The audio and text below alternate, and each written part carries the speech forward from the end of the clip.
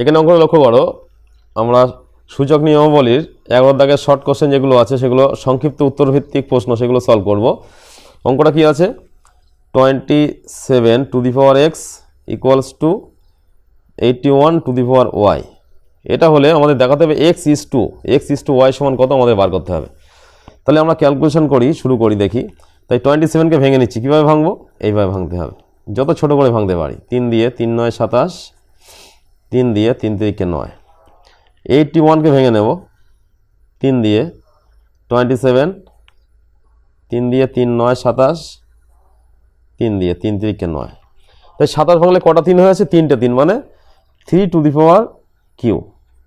বাইরে কিন্তু একটা এক্স আছে। 81 ভাঙলে কটা 3 হয়েছে? 4টে 3, মানে 3 টু দি পাওয়ার 4। বাইরে একটা ওয়াই আছে।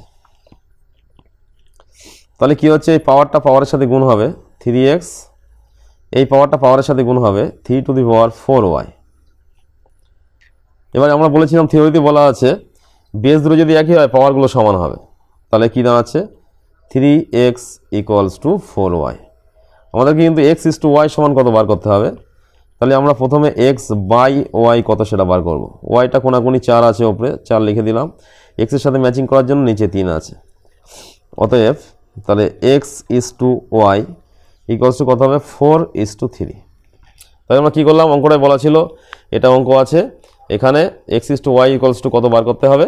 তাহলে আমরা ভেঙে নিয়েছি 27 এবং 81কে ভেঙে নিলাম, নিয়ে সূচকের নিয়ম মানে প্রয়োগ করে আমরা x ইস টু ওয়াই সমান মানে কী পেলাম, 4 ইস টু 3। এটাই আমাদের অ্যান্সার।